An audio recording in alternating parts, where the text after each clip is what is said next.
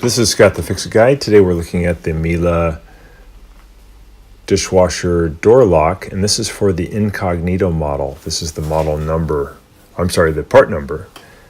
And you may need to replace the door lock if your dishwasher just won't lock anymore when you close the door. And here's what it looks like when it's in the open position. So the top metal piece looks like kind of like a C pointed at 45 degrees to about the 2 o'clock position. And that's so that it can accept the latch when you close it.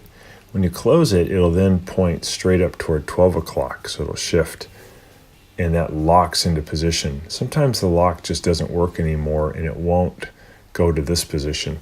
Here's just another view of it. This is looking at it from the front when the latch is coming in to meet it. It looks like a big C. And now it's in the vertical position. It's locked into position. And if you have a dishwasher that seems to be on all the time, even when the door is open, it may be time for a new door lock. Here is a side view of it when it's in the open position, ready to be locked. And then as you push the door, it pushes in and pushes it to the upward position and then locks it and holds the door shut. If your door is leaking, it could be that this thing is just not locking in the upward position. So here it is now. I'm going to pull back with my finger and